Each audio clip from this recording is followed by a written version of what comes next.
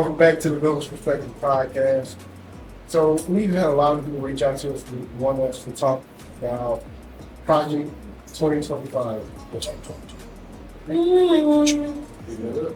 Silence. Yeah. No, it's good.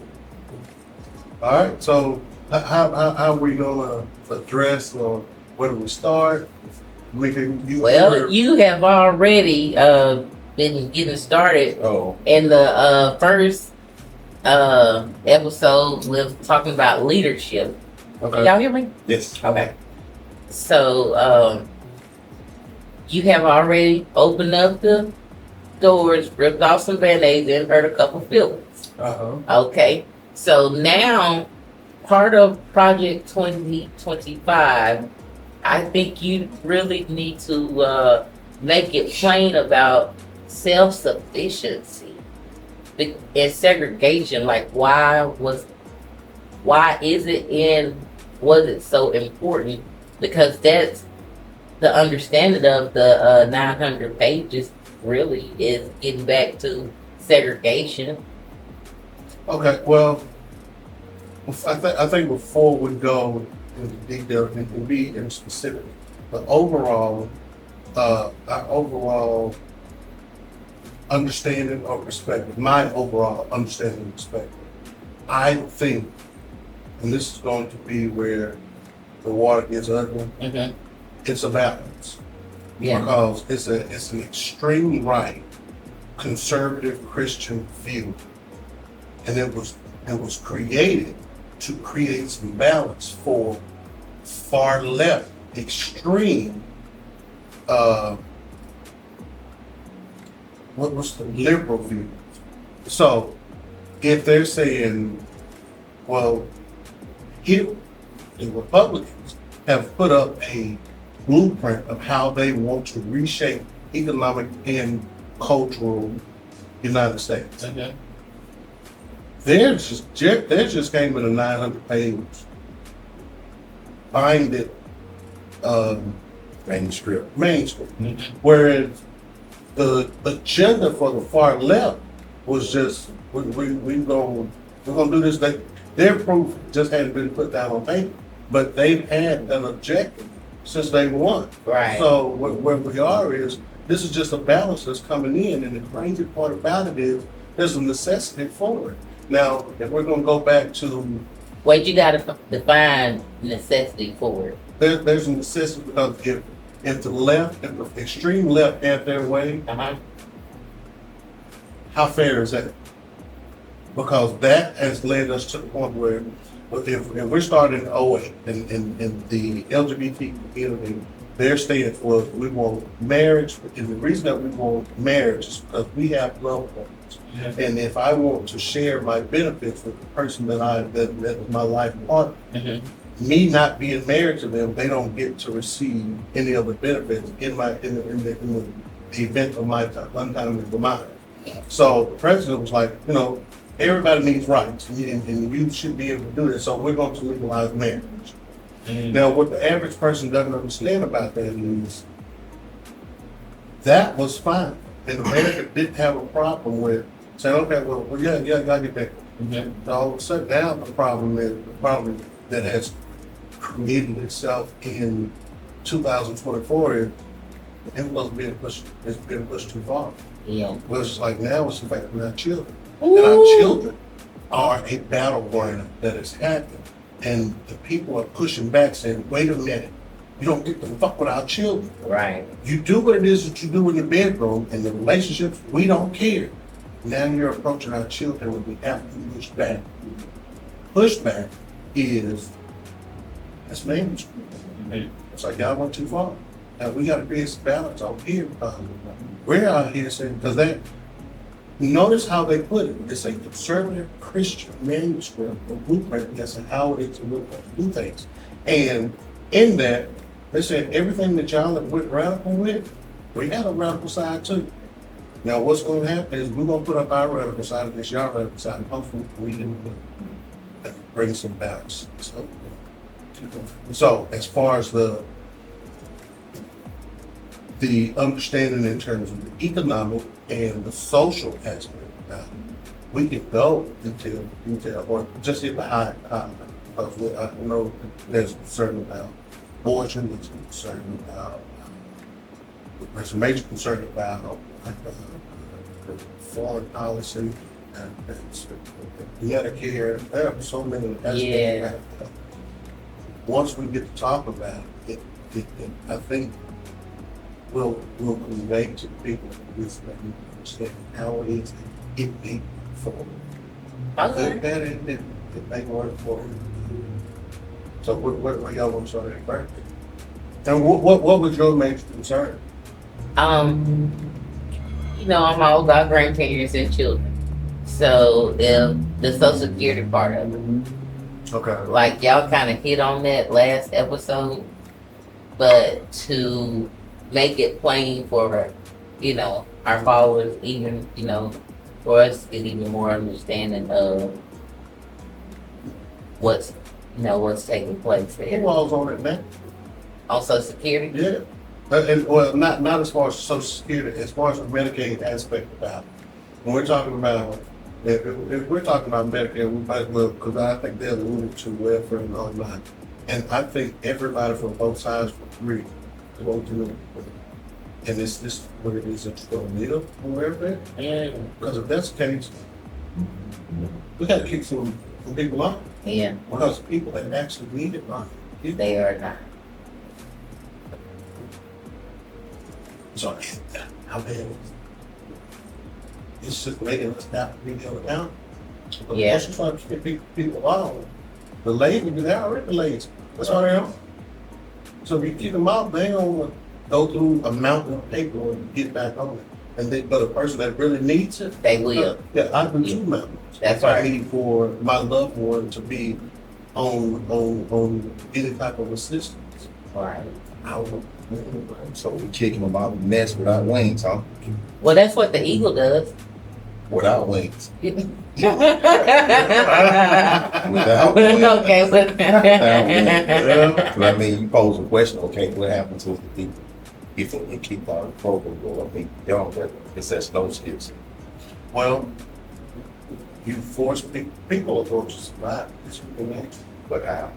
Well, we figured it out. We figured it out after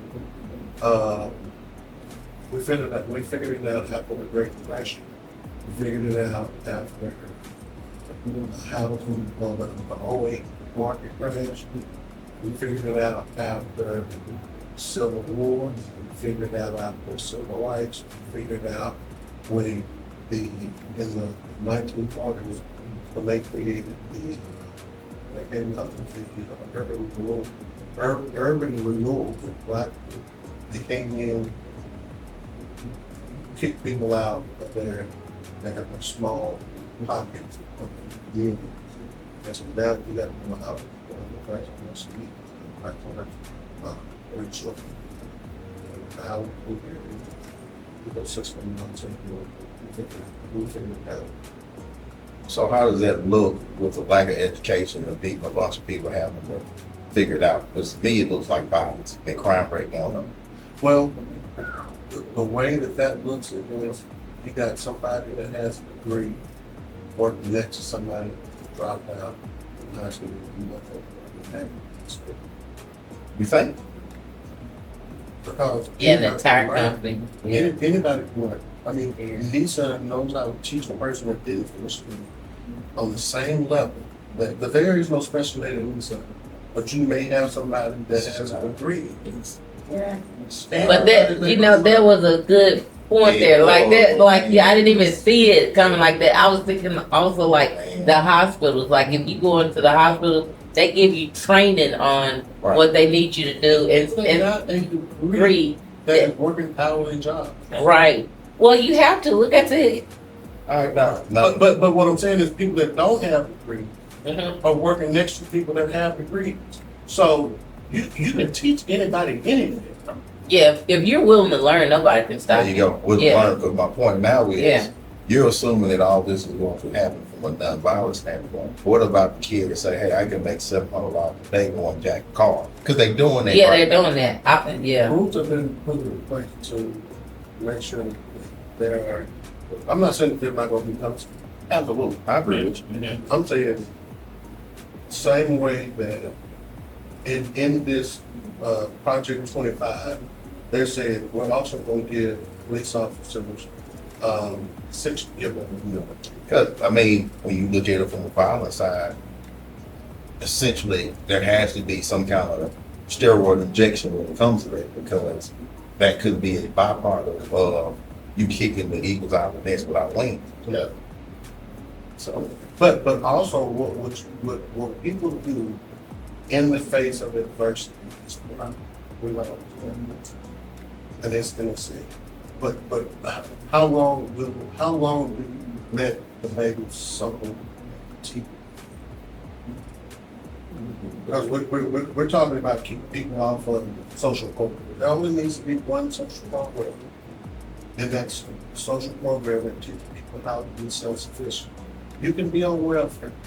Here's the time limit, and then how long you're gonna be on. Here's the increments of how much you want to be able to get. And in the process of you receiving any type of governmental program, any type of governmental benefit, you have to take this course that teaches you how to be self-sufficient. Right now, it's like a good power that thinks this position. And then you say, man, oh, they're doing cool. Well, I asked the question, really, like, how long do you let people be on the system before, though? Because eventually, there's going to be more people on the system and less people helping to pay for the system. You know, right upside down. Got more going And on. then I'm gonna be like, Yeah. oh, no, I don't wanna help anybody. And Because you can wear out the gift. see, Oh, yeah. Exactly. So that, I'm not saying that Project 25, I'm not saying I'm an application of against Project 25. I'm just saying I look at the details and wonder, well, how is this today? I'm a Christian. If I'm taking a Christian perspective about Project 25, they say, we're going, these are Christian methods. And I'm Christian. Now, we look at it, we look at everybody on, because they say, well, like, this is what we don't do as Christian. So, it teaches you in the Bible and everything that people do, that he's saying on this, on Project 25, said, you're supposed to be self-sufficient. You're supposed, if we're talking about police programs, and they say that we're gonna get police to be, I said the last one, the police shows up, hey, everybody get out and everybody. Look, so my thing is, these people got immunity, they can kill them with impunity. I mean, hell, because I don't want to give this person any.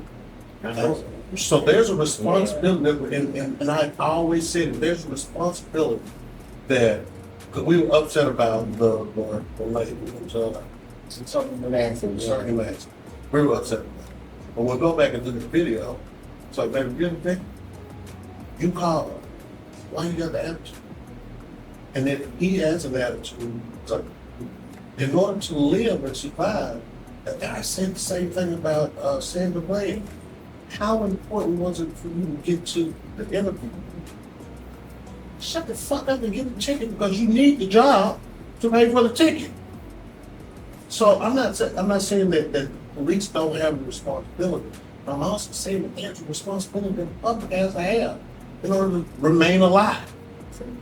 All right, when you break it down like that, I'm like, okay, but If this police officer has an attitude, the last thing I'm gonna do. oh yeah, I'm not It's arguing with the hard. police. Yeah, no doubt, because I That's definitely want to go I'm gonna home. be. Yeah. When they acting like that, when I'm out doing yard work, they're already angry. I'm not going to mess with them. right. They win for the day. I'll come back when y'all come. Keyword for the day. Right. Reset. Get to the reset. We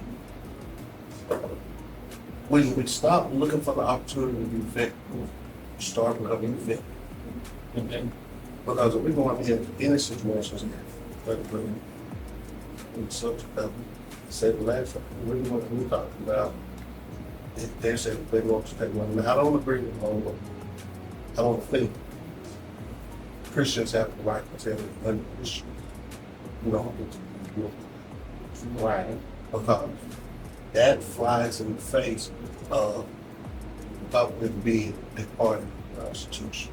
The Constitution, I think, why would do it? I don't think that would be constrained on religious beliefs. I don't find it like this, but as long as my body don't impede or hurt, and my blood don't splatter on somebody, I have to bust my head away. Because the Constitution says nothing about it. And so, as a Christian, I'm telling you, as a non-Christian or a Buddhist, whatever, you gotta abide by what it is, and not my doctor said, no, that's the Constitution says I don't have to, because there's a separation between church and state. Yeah. And so when we say, well, how much of this is a problem? Well, they're saying also we're going to give rights to the state. But if you don't agree with what Mississippi is doing, what now Mississippi is running thing, We need to But move. Martin Lawrence said, Yeah. "Get just step it. Yeah, you need Get to just move. step it." I want to go to California where we can steal $900 worth of stuff out of the store every day and some of this. That's pretty bad. Or I'd say, well, this school was right. I don't know those things behind it. And for what you get done, well, I'm simply paying. That's not money I have to pay for school. I go back to school.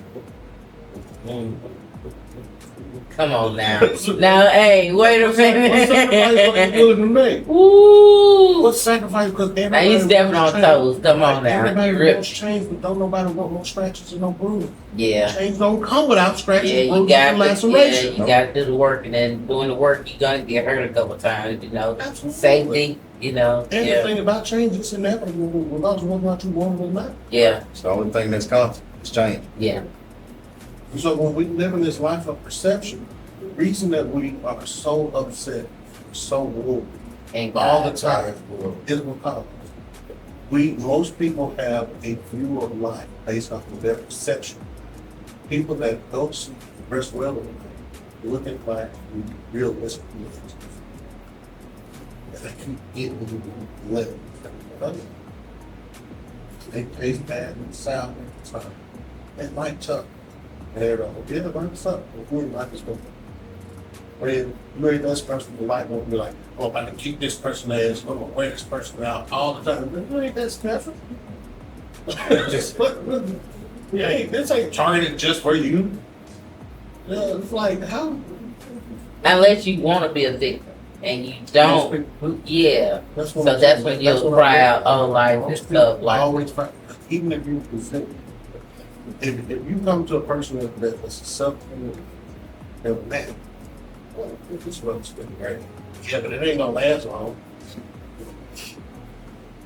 Well, we need to go to the same place. We can't do it. That's a whole thing. Yeah.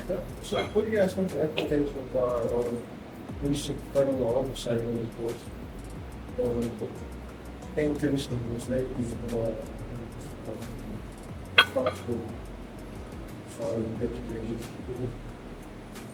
Reduce federal oversight. You can look at it from what the state reduces. Prime example, Mississippi. Mississippi, a lot of times, is playing for a lot of people set accounts for points. So the education level can be set to produce black work. Yeah, So if you look at the product that each individual state produces, take that federal oversight from that, you can actually make the state more marketable based on what they produce. So that can be an implication to it. That's just thinking outside the box. Because essentially, if you're not restricted on keeping everything ordered, you can actually, compartmentalize what you do. You can, produce X, Y, Z, which makes your state more marketable for a certain country. And that's what it's not, but I mean, that could be, Yeah, Like- you're exactly right. they can increase based on, taking the federal oversight from education. So, also too, when you have, it's almost like you taking a glass ceiling off. That's the other side of it. You can retard time, you like in a car, and you can advance time.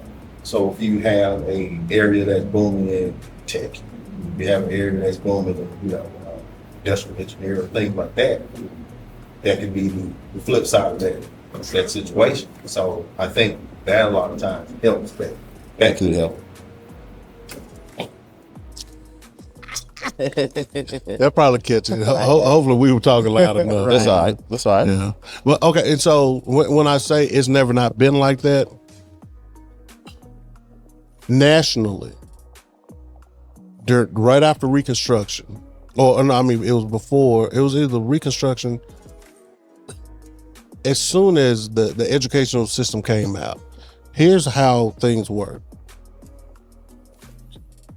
Mississippi State was an agricultural college. Okay. Yeah. And the school for blacks, because blacks couldn't go to Mississippi State, the agricultural school for blacks was Alcorn. Yeah. Now, all schools and colleges in the United States, the South were agricultural schools. So they taught you agriculture in college. I mean, in college and in elementary and high school. Now, the schools on the East Coast, they were much more literature and art-based schools. Okay. Schools out west were mathematics and science schools. So once you get out to California, their curriculum for high school and college is based off of mathematics and science. When here in the South, they teach more agricultural based education, and on the East Coast, that's why you got Yale and Harvard and all those, because they're much more philosophical, and we're going to they create, because they were trying, that was the metropolitan area, and they were like wanting to make sure that they fostered thinkers and business people. So it's all by design. So what I'm saying is our education system has been outside of our control for a very long time. Yeah. And we've all can sit here and testify that, like I said earlier, the Rankin County School Board, the Rankin County School Board, I think has private schools and public schools under it. And they allow private school educations to be different than the curriculum of public school. So like Hartfield and Right. Okay. Jackson Prep and East Rankin Academy, they all teach a different curriculum than public school. Okay. When you're in these tests, they don't have a ACT for private school students. That's different than the ACT for public school students. So we're talking about getting screwed over by the educational system. When have we not been getting screwed over by the education system? Yeah.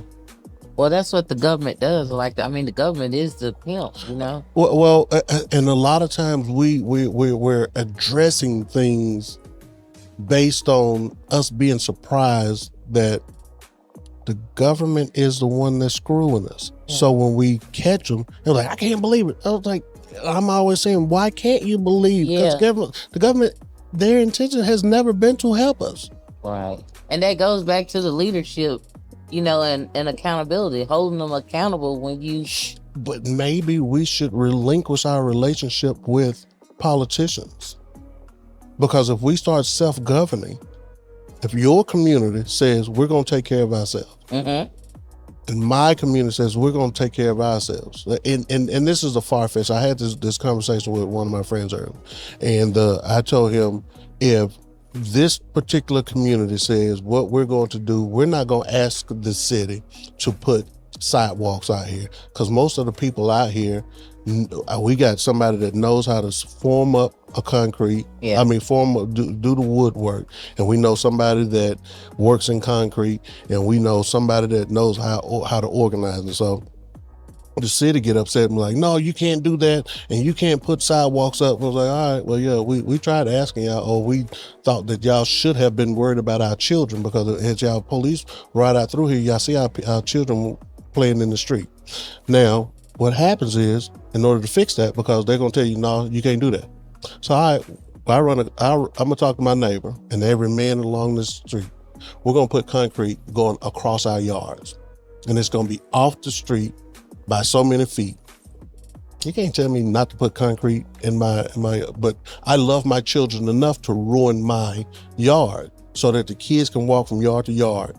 That's how you become self-sufficient. I ain't saying that works. I'm just throwing out. I like that example though, because we all need the examples. That's what we're here for. If communities become self-sufficient, you stop being the victim of politicians and political parties.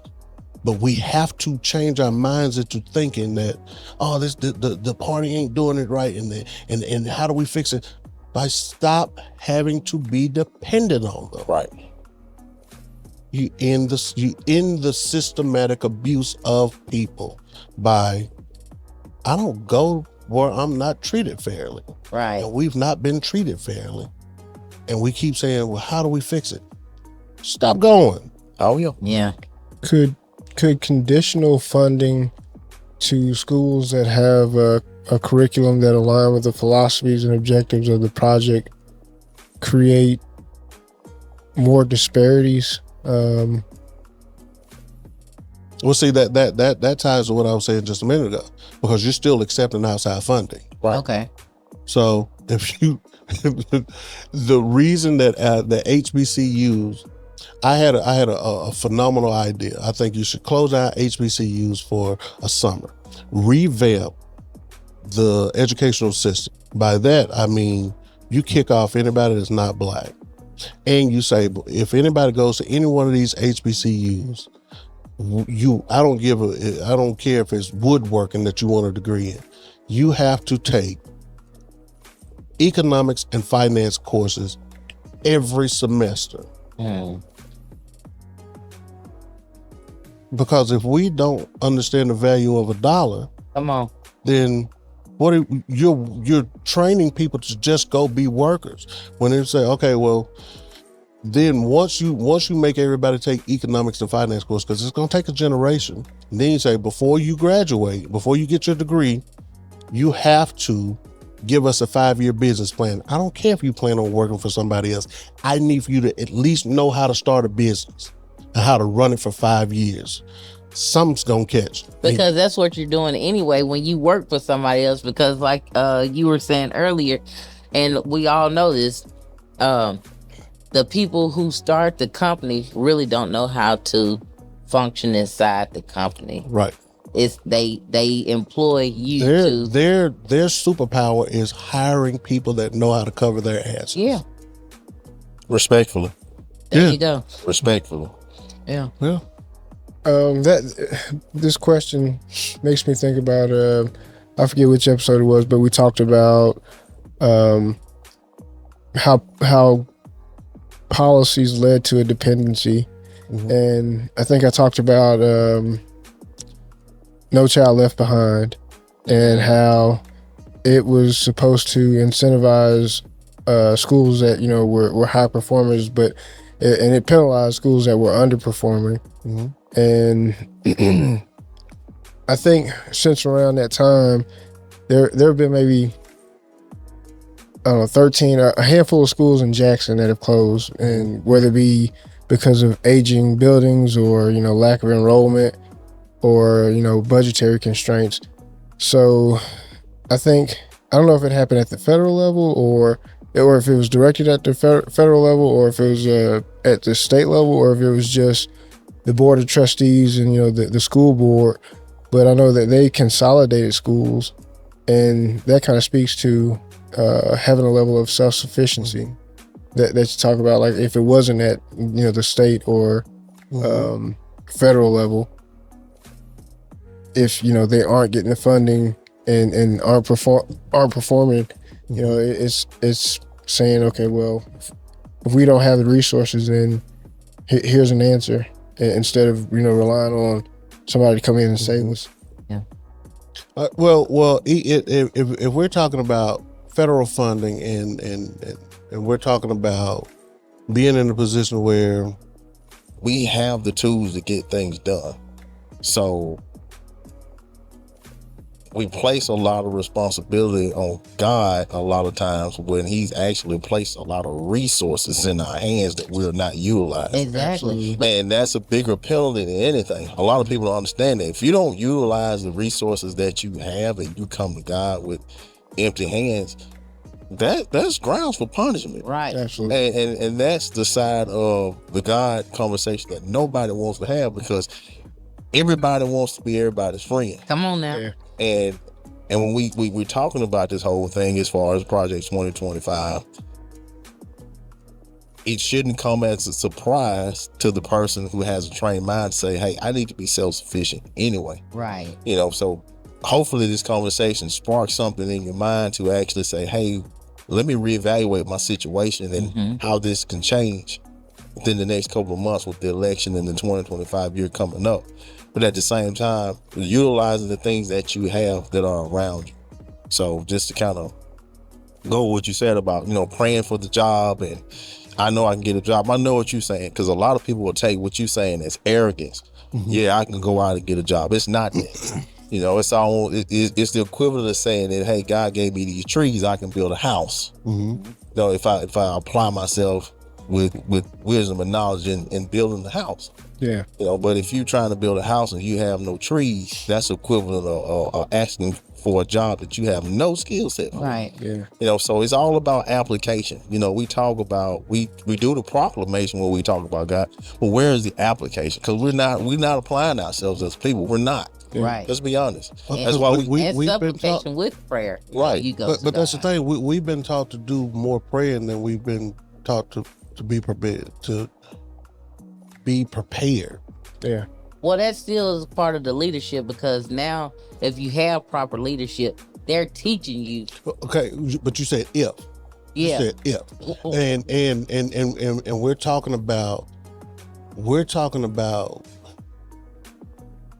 we have a plethora of churches in the African American community. Yeah.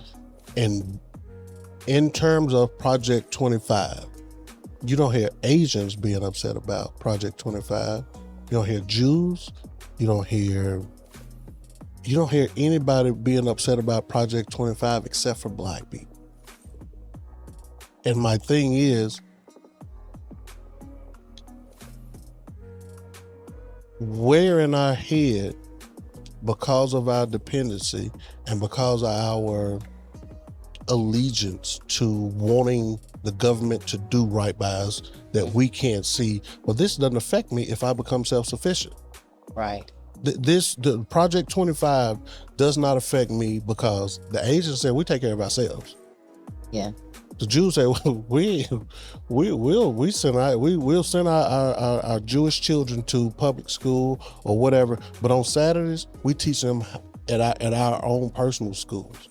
We put in their heads, because they will send their children to their own little Jewish schools on Saturday, and they put in their head what they want them to have in their head.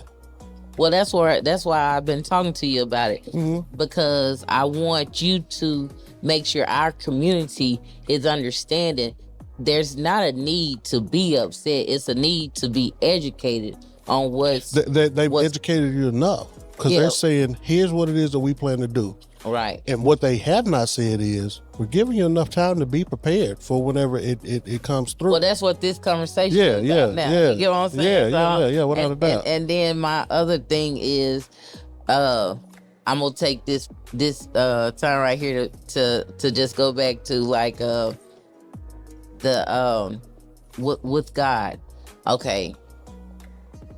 Me being a Christian, I'm not actually concerned with Project 2025, because I know the government is not God, first of all.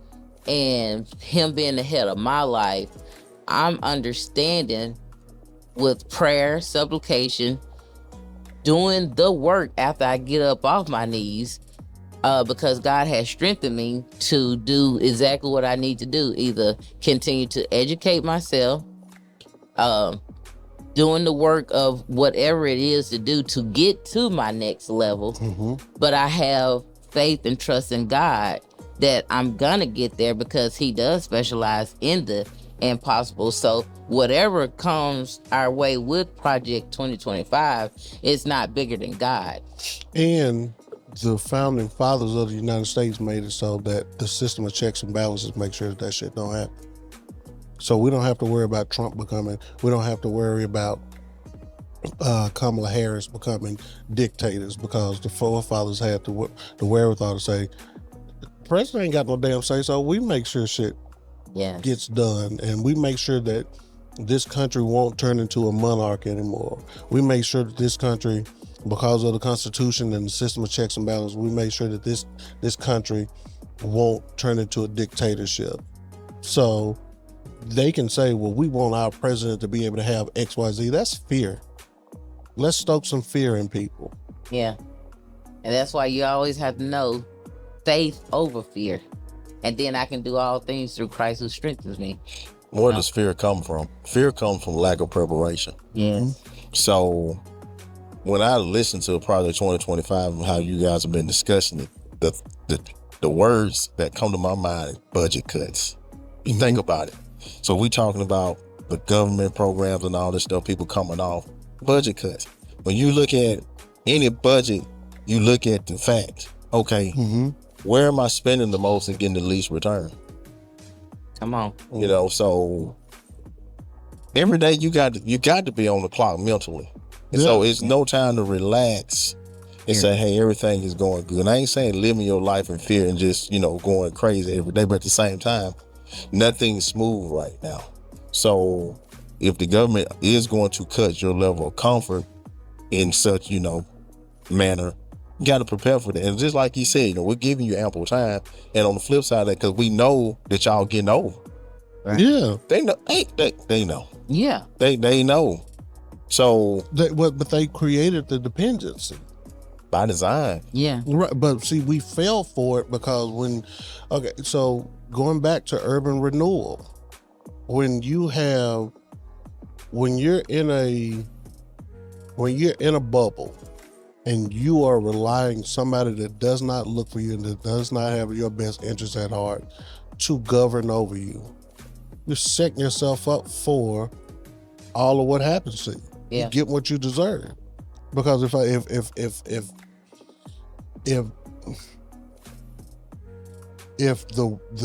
the alderman of your respective area in your city and you outnumber, let's say if there's a black alderman over a white area or a white alderman over a black area, and things start to go wrong on the backside, it's like, well, how come you didn't put somebody in there from your community to speak and advocate for your community? You're going to rely on somebody that doesn't even come into your area to govern over you, to say what's best for you? Struck a nerve when you say that, because the first thing that popped in my mind is let another man raise my child. Right. Yeah. If you're a real man and you got children, or a woman, you have children, you letting somebody else raise your child, that is almost the most helpless feeling. But if you allow yourself to get in that position, that's what it comes down to. That's the only thing that I can, So when we're talking about Project 25, we're talking about kicking people off of the system, kicking them off the tit. Right. Isn't that actually them trying to help the community? Yeah, it's helping, but guess what though? People think that you got to be everybody's friend to help. Yeah. So this is where the great parallel comes when everybody wants to speak on God when it comes to what you're saying about the not necessarily the abortions, but the LGBTQ community and things like that, and rights and all that. But then the side that people don't want to deal with, that is a God thing, is the fact that people are getting kicked off of assistance that they don't necessarily need. God's not against you because he's not giving you something that you don't need. But God is not necessarily on this side of the fence either. God is God. And that's the thing. Right. People try to categorize God. And it boggles my mind that God is so straightforward to where it's black and white. There's no gray. So a lot of what's getting everybody tangled up is that it's not friendly for everybody. When has it been in a situation to where God has been friendly for everybody? I was about to say that. What that? No. That is not even. Yeah. Even the children of Israel wandered for 40 years on a 12-day journey. 40 years. Because guess what? Egypt came with them, and he had to get that out. Yeah. So I mean, you can look at it in one way as, oh man, we doing this, but you could look at it as a great exodus. I'm becoming more confused because if they're saying meet people where it is that they are, if that's a twofold statement too. Right. Meet people where they are, but they can't lead the same. Yeah. Can't lead the same. You cannot. You can't cannot. lead the same. And the problem is they want to be met where they are, but they want to lead the same with some benefits. Yeah. Can't do it.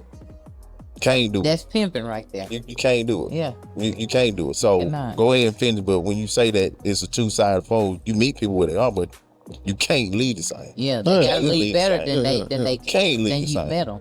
Well, okay. So, the point that I was making is now I'm becoming confused and I get that we're saying because now we're right to be able to keep God at the center of what it is that we're talking about, because we're talking about a doctrine that was written by Christians for social and economic restructuring.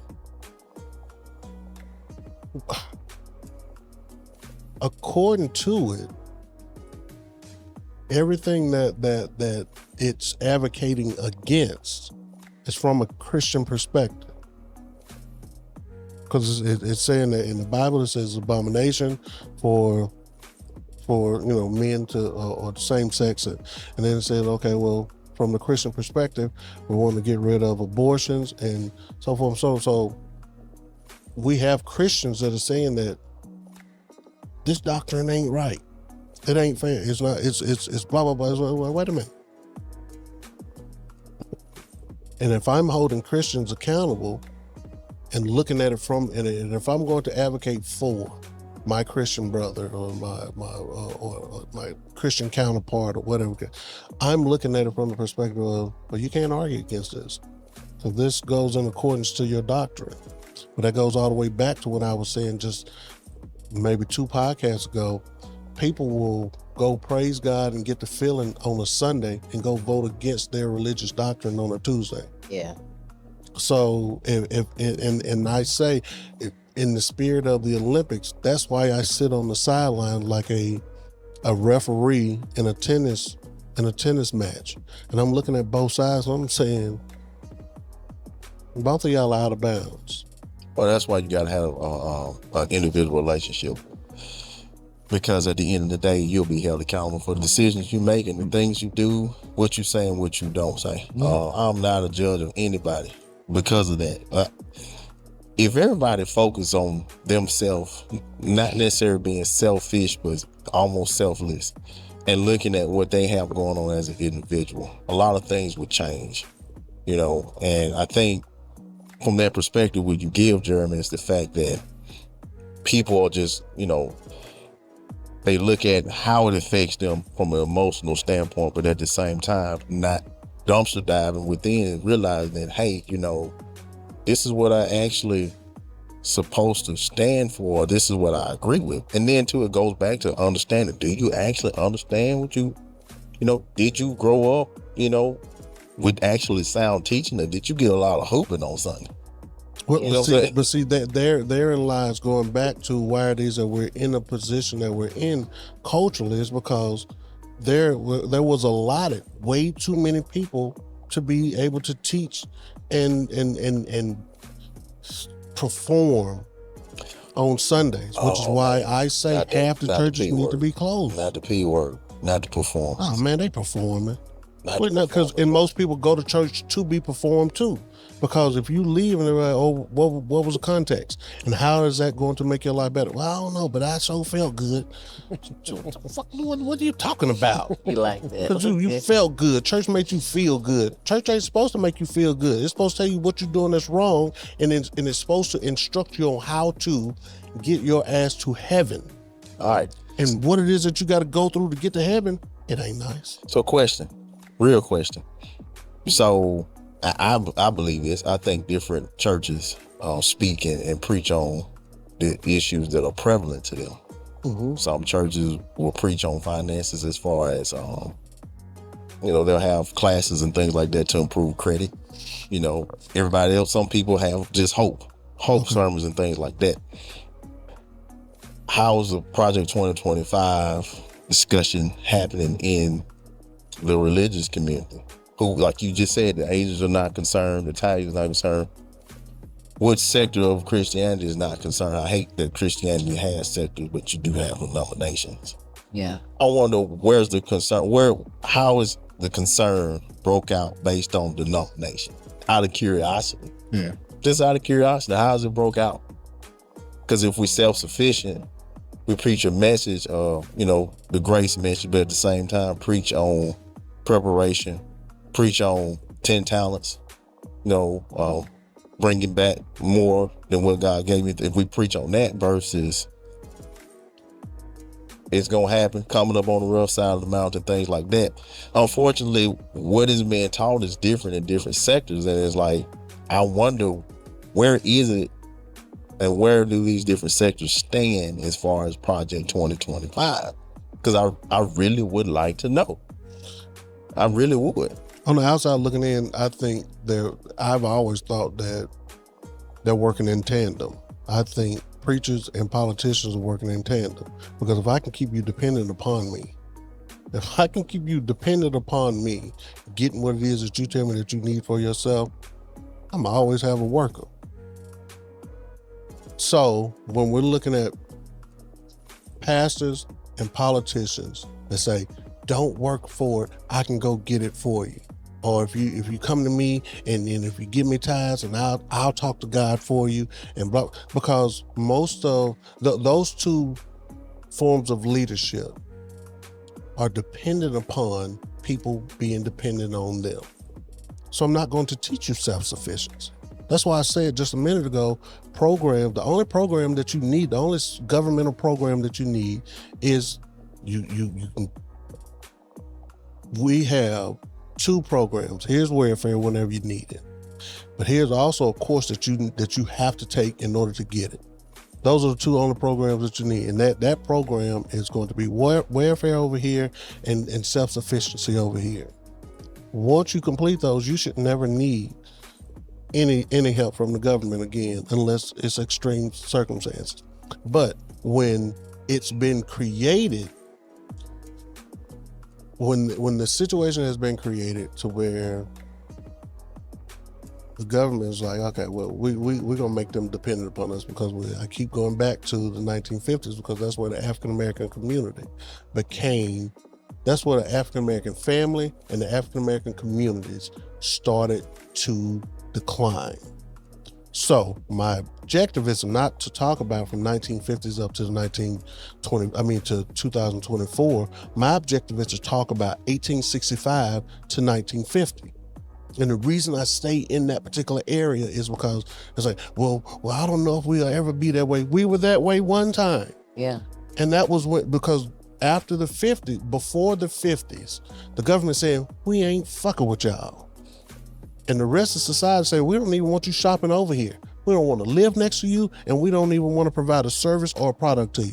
So the African American community from 1865 to 1950 said, we'll open up our own businesses.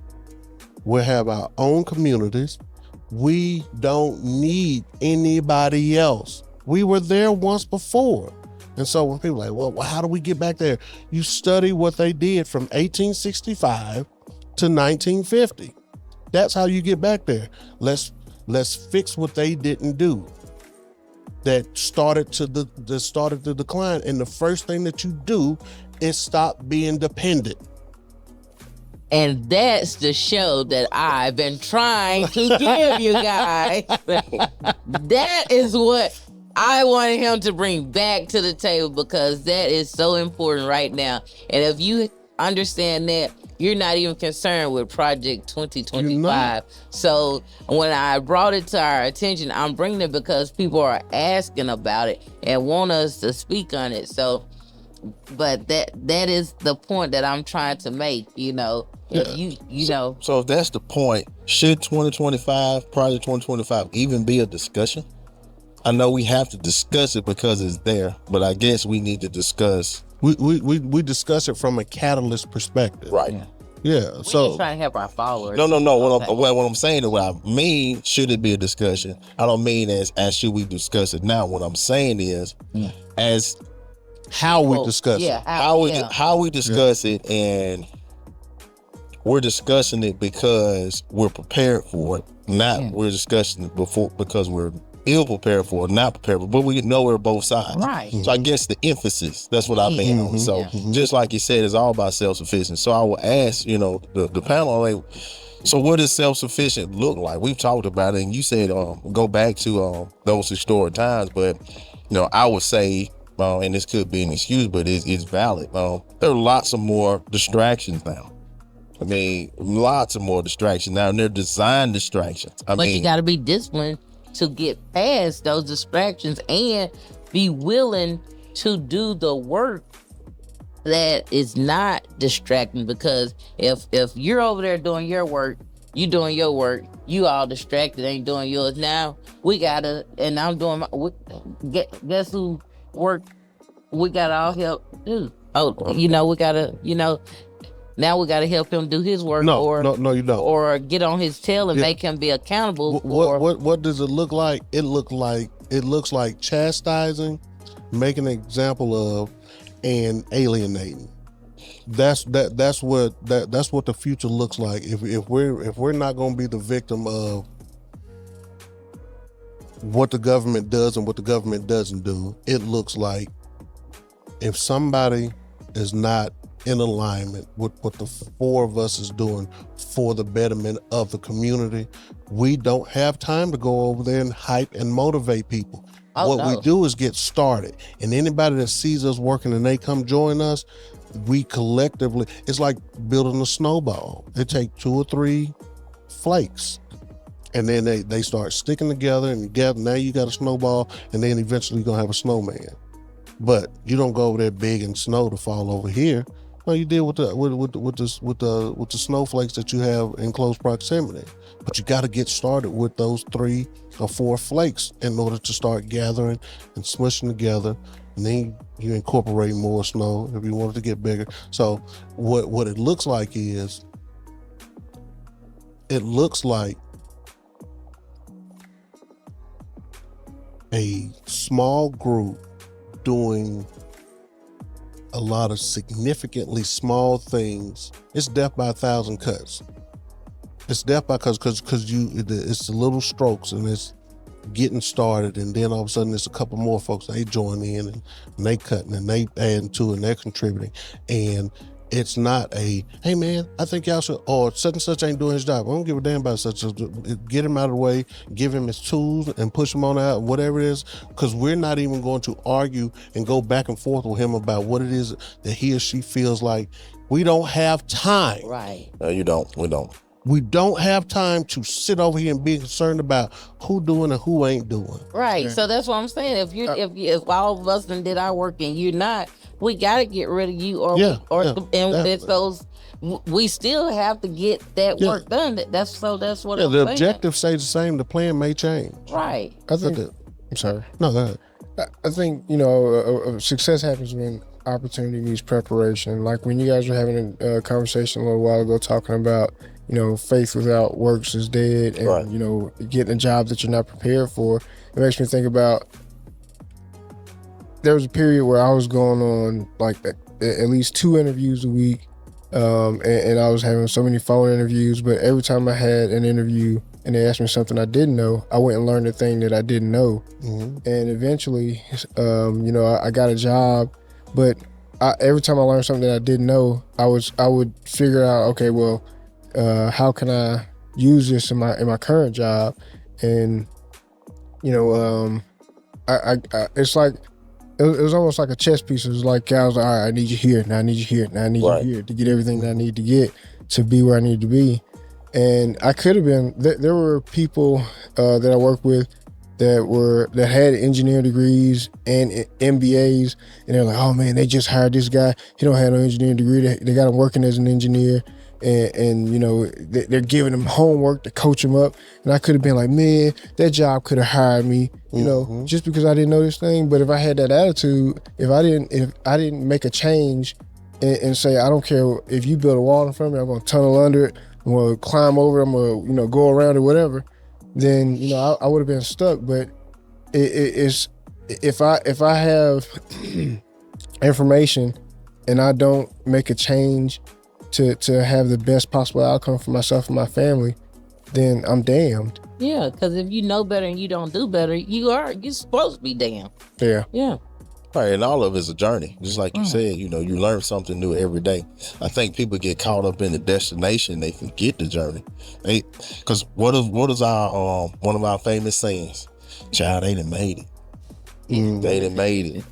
Man, you almost never make it. Yeah. Right. And that's not being pessimistic, but at the same time, it speaks on the journey. Yeah. Because we're talking about how this landscape could potentially change, but at the same time, we have to identify what actually is what's going on and what we need to do, which brings me to my next question. We talk about the government. The government gonna do this, the government gonna do that. Well, let's talk about the government. What do the government like? I know that's not the pronunciation ain't right, but what does the government like? Because at the end of the day, if you're doing what the government likes honorably, you're not a target. You're not going to see as much change because you are actually doing the government like. We talk about evolving and owning businesses and things like that.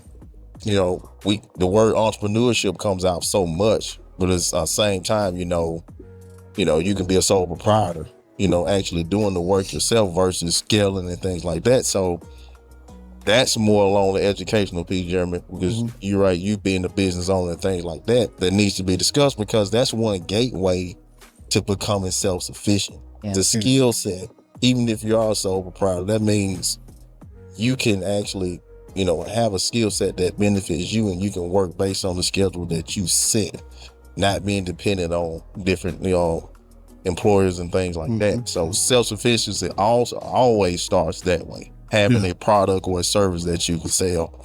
And from that, you get the tax benefits. Yeah. So all that ties into that education going towards self-sufficiency. And I think that's where it curves and turns around. We talk about what the effects of not being self-sufficient are through Project 2025, going towards the effect of being self-sufficient when it comes to Project 2025. And of course, that's just one component. But that is something to think about. It's like, how do we get on the winning side and stay on the winning side? You stop. You want to go? Go ahead. No, you just because the way that you get on the winning side is just like, okay, what do I have before me? How does America work? There you go. And do I continue as a small group of 15% of the population saying this ain't right and we should do and everything should be so forth and so on? It's like, how long have we done that?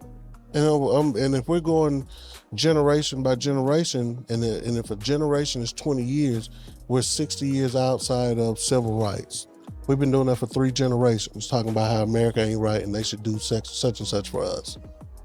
Well, eventually, one of these generations is going to be like, I'm not sitting around waiting. I'm not sitting around letting somebody tell me what it is that I can and what I cannot do, what I can and what I cannot have. And I'm not going to voice out loud what it is that I need anymore, because I'm telling them exactly what not to do for me or give me. I'm going to secretly go and get it for myself, because now we're looking at when a politician comes like, okay, y'all, well, what can I do to help? Now the sincerity of what it is, what can I do to help? That's coming from a perspective of, damn, y'all doing everything on your own. They got to get creative. They have to start. People in swing states, again, are not concerned with allegiances, which is why our politicians give them everything they want, and they keep their word with swing voters. Because the message is the same, but the method changes. Right. So if we change our method and say, no, we'll cover us, and we'll let you know what we're gonna want you to do, and don't come around here no more, because we're going to create our own governing system. And the next time that you show up, have something. Because first thing that any community needs is something that you need a service or a product that you can blend in and mesh with other communities. Okay. So over here, let's say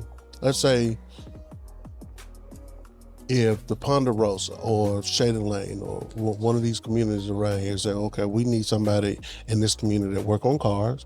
We need a candy lady.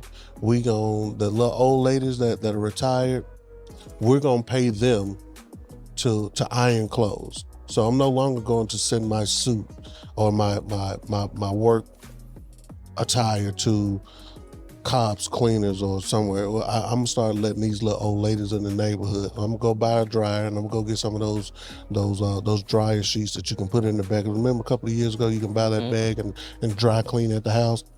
And I'm gonna let the little old ladies in the neighborhood, and that way, that'll be enough money if all the men in the neighborhood let these little old ladies do their ironing and their laundry. Hopefully that'll be enough money to put a porch on the front of this little old lady's yard. We're gonna make sure that the men from the church come over here and cut all the elderly people's grass. And once you start becoming self-sufficient, by the time that somebody comes from the outside into your area, you be like, hey man, well, you don't come over here if you ain't got nothing to offer. And we want long-term offers. Yeah. We don't want you to just throw down some asphalt in the front of our church and think that we're going to give you our votes. Mm-hmm. And by the way, since you came, we got this check.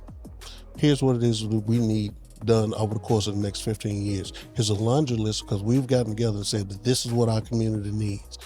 This check ensures that even if you get in, especially if you get in, this is just the beginning of what we want out of you, because we done gave you some money and we gave you our vote. Mm-hmm. You're ours now. Yeah. We're not subjecting ourselves to what you think is best for us and our community. We tell you what we want. That's how you run a politician. That's how you run a political party, because you say, oh, we gave the other guy a check too. Yeah, we got 2 checks. Mm-hmm. Which one of you sons of bitches win, we own you. Yeah.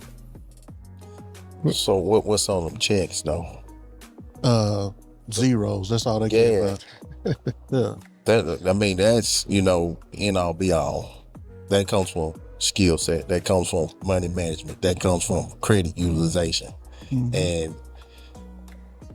And that's essentially our problem, our communication, our community. Yeah. Because we have to start.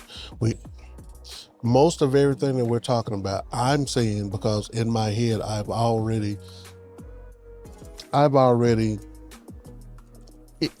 my perspective comes from throwing away the education that we've received and the indoctrination that we're going through. So, as villainous as it may seem, and contrary to the beliefs, I'm saying most of what we're learning in churches, we have to stop learning it. I'm saying that, and I'm saying it full-throatedly, because and I've said this before, if you're being taught through indoctrination, shun information, don't be too good, and wait for whatever it is wait for the benefits of your struggles, and you may not get it here on earth, but you'll get it in heaven. I ain't taking that gamble no more. Because just a minute ago you said it sounds, having a perspective of, it sounds like what I said just a minute ago. It was very arrogant. African Americans are the only ones that aren't arrogant. Yeah, you tell me that all the time. Like, Mika, you too nice. You need to. If I'm going to Keystone Prime and I'm spending $300 for my dinner, you goddamn right I want the best damn service. No. Yeah. And I'm gonna let them sons of bitches know, no, this is not. I'm spending $300. I know, but I don't cut up at Applebee's either. I know my shit ain't hitting on nothing at Applebee's. Some's gonna be cold. Stop. He's making it plain. Yeah. Y'all catching that? Yeah, because I deserve. Because with my skill set, the information that I have in my head, and the fact that I know I'm at where it is that I'm supposed to be, I get to be arrogant.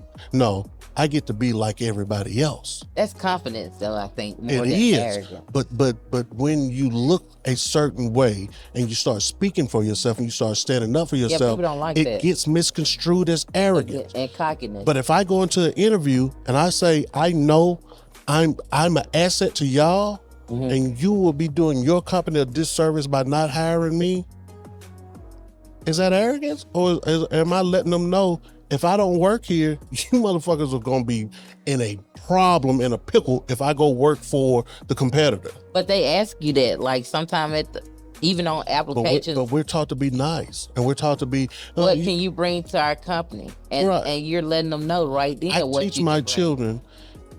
After they get finished interviewing you interview them. Okay, so how long before, if I'm doing my job, how long before I advance? Is there? Do you have a scale in which I can see how I will advance? What are you competitively paying? Yeah. And if once I move up, how far? And what time can I move up? And because I know I'm an asset to this company. They got to be a fit for you just as much as you're a fit for them. Absolutely. But when self-worth has been stripped from you, and you have the mindset of, well, I'm gonna just wait on it and I'm gonna see. No, I don't believe in that. Yeah. I can't. No, you think, and what ought to motivate you is putting yourself lying on your deathbed thinking about all the things that you possibly could have done and you shied away from because of what somebody else thought. Because nobody else around you is thinking of you, contrary to your problems. Yeah. So, and number one, bro, before I even get to my deathbed, I just go to sleep at night. And when I lay down, I said it before, I said it in a different way. I'm living life right now. And the most scariest part about the life that I'm living right now, I got my sons watching me. I don't give a fuck about how I feel before I die. I need to know that I've lived a life that my sons are proud of. So that if that means that I need to walk in, as scared as I may be sometimes, I need my son who's walking behind me or next to me. My dad will walk with his chest up high. He come in, he speak to everybody, he shake hands, he hold conversations. I have to get past how it is in my comfort zone is for the benefit of my son seeing me. I want to be my son's superhero. You have to bring that to normalcy. Yeah. Right. So if that comes across as arrogant to some people and confident to others, I'm too busy being how it is that I am to even be concerned about how somebody views me. Right. Well, you're going to have it on the big jobs, as they say. And the big thing about it is, when it all boils down, man, you have to be comfortable in your own skin enough to know that everybody ain't gonna like it. Yeah. And I think that's one of our biggest strongholds is being accepted by everybody. Come on. Well, I'm gonna tell you who's doing it. Who feels that same exact way? The authors of the authors of Project 25.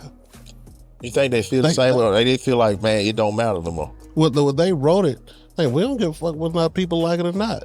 We know that that we have this because if they're writing it from a conservative Christian standpoint, we know it's gonna ruffle some feathers. Right. Yeah. And they're asking. They're asking for, not necessarily asking, but they're putting out there what they're thinking. It doesn't look like they held anything down based on what's in there. And they were so particular in the way that they wrote it all out. There's a system of checks and balances that says, okay, well, we know that y'all gonna go crazy, so that's why we're giving police the capability of shooting. We know that because you're gonna be upset, well, we're just gonna give states rights in order to be able to cover it. Because if you don't like it down here, then move. Because think about who wants states rights. The majority of the the states that want states' rights are states in the South. What political party runs states in the South? Republican. Where does the majority of African Americans in these United States live? In the South. They're saying, if you don't like how we run the state, get the fuck out. Yeah.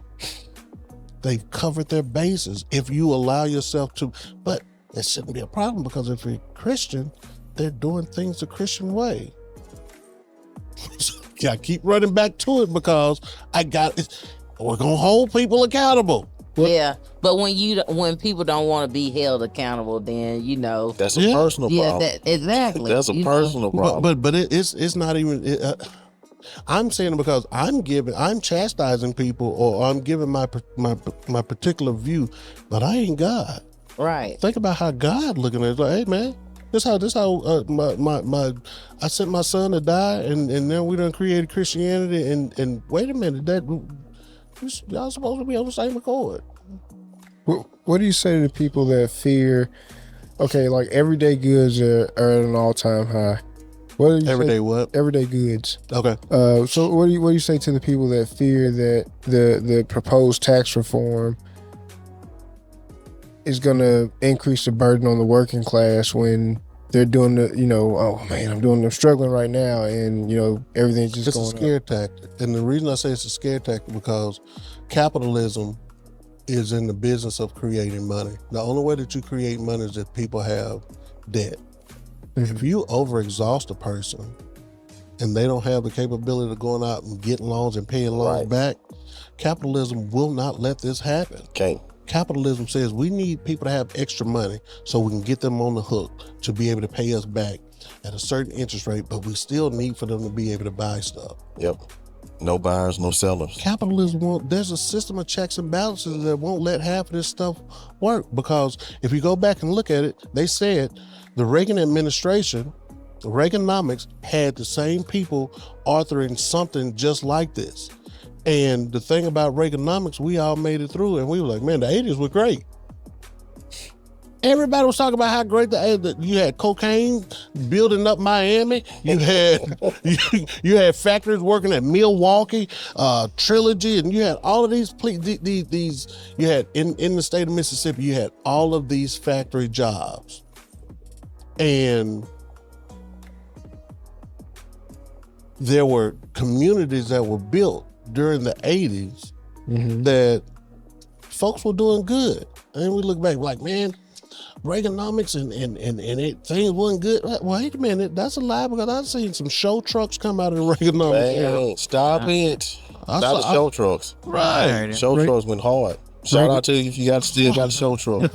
My dad just sold his. Post it on the Facebook page if you got it. Extended cab, single cab, GMC, Chevy, Ford, it don't matter. Show truck of America. Reaganomics, is that the same as when people say trickle down economics? Yeah. Okay. But you also had high interest rates, and it didn't kill nobody. And if you were here's one thing that I say about high interest rates and I say about, the cost of things. Well, if you got discipline, then you don't have to worry about none of that. Okay. Right. If you have discipline, you don't have to worry about, because you shouldn't be buying what you can't afford anyway. Ooh, okay, come on, there you go. But he said it a little while ago too. Try when you don't properly educate yourself on it, because some people don't come with the knowledge of credit. Not saying that they're not gonna find out about it or whatever, or not hurry up and educate themselves about it. But the people who don't really know about credit, and they're just living, not above their means, but somewhat under,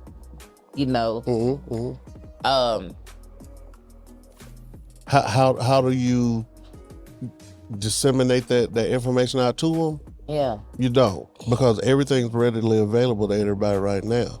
People aren't willing to. You can go on YouTube for free. Yeah.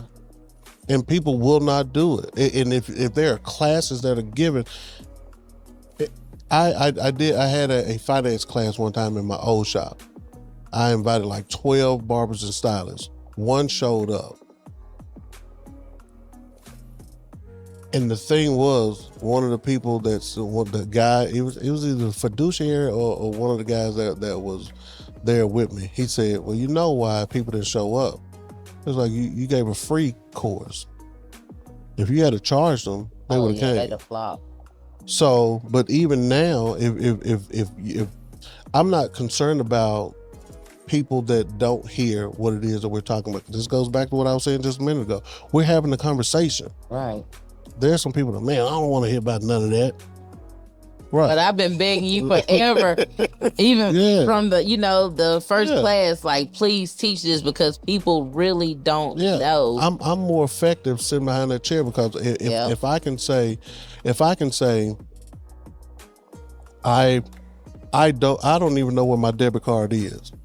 Because I tell Shayna, we don't use the debit card because if when you swipe and that terminal is infected or it's compromised, it goes straight. If you swipe your debit card, they go straight to your checking account and get your money. I use American Express. If my American Express card becomes compromised, I'm calling American Express. Hey, somebody mess with y'all money. Send me another card. Yep. They're going to investigate it and then it's going to be gone. Yeah. They said, but my money is safe over here because I don't use that card. Yeah. They said Regions was down the other day. I mean, hey, if you burn the debit card, they down, but hey. Yeah, I never know because I bank with Regions. He's one of my banks, and I don't care because while y'all go through y'all problems, I'm gonna be over here with American Express or Chase. And I appreciate you for the credit. Yeah. Well, and let's go to the credit knowledge real quick because we talk. When do we find out about credit? When it's bad. Mm-hmm. Somebody done put a phone in your name like they used to in the 90s. Yeah. Mm-hmm. Somebody call your house and then your name. Go on. Like, I know about the 90s. I can't go back to that. But what was not taught is that the credit is what creates the millionaires. Okay, so let's go back to, if we're gonna bring that back to full circle to Project 25, we're talking about the education that's being taught or not taught, mm-hmm. or the influence. If we're teaching at our own house, and if we're teaching at churches, who gives a damn what the state of Mississippi is injecting into the educational system? Yeah, because what rules are out there saying that you can't teach this? That's the thing too. What hurts us is we operate on rules that do not exist. There's a rule in somebody's mind that, man, we can't teach about no credit in church, or we can't do this. Yeah. There's no rule there. Yeah. And we operate with rules that don't exist and they hold us back. Yeah. Mm-hmm. And if you feel like it can't be taught at church, form a small group outside of church to inform. You know what I'm saying? And if you're going to teach anything, be well versed in it, number one. Two, be able to communicate your vision. Because it's not all about, hey, I want to fix your credit so you can go out here and buy some stuff you don't need. Right. Baby, if it's something that you can't teach people at church, get rid of the church's leadership. Yeah. If it's something that you can't teach your people in the community, and that leadership at that church says, I don't know if we should be doing that. If this helps the community, get rid of the leadership. Don't go for them because y'all already coming to church. You're already coming to church. And if that leadership at that church imposes their will to say, no, y'all don't need to be doing this at church, what can't we do in terms of help at church? Well, I'm glad you said that because I did change my leadership in church. Mm-hmm. And ever since I have, I can see my own personal growth because like you continue to say, and that was one of the things that people have to know, it's a personal relationship with Christ. It's not a church relationship. Right. You know what I'm saying? So once it becomes personal and you start understanding and start reading, researching, digging into your faith, mm-hmm. then, you'll understand, hey, I'm not growing here. I need to go where I can grow and not just grow for myself, but for my family. Like y'all have children and stuff, you're not just growing for you, you're growing because you want your kids to be, you want to be your kids' hero. So you're educating yourself. You're doing the research. But when you everybody doesn't have that same mindset, or like you said earlier, it's not everybody's fault how they start. Right. You know what I'm saying? It's not. So, but it is up to you how you finish. So I'm wanting to see more in my present and future. Therefore, I started to work on self. You know what I'm saying? Develop more skill sets. Go out and learn more things to help myself. So I won't be on any of these programs or or begging for help. You know what I'm saying? Be careful, because with that work you're doing, that arrogance Jeremy was talking about is gonna come. Yeah, But that arrogance or confidence, that's based on the value that you put out into the world, the knowledge you have and the value that you put out. And for me, I feel like that came out of necessity.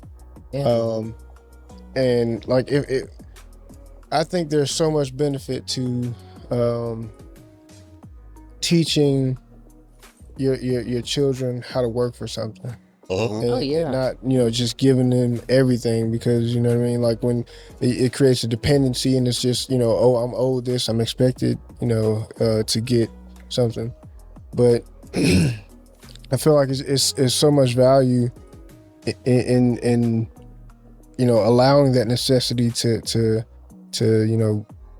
shape them and mold them, and allow them to work for something, and they value it more, and that's something you work for. Absolutely.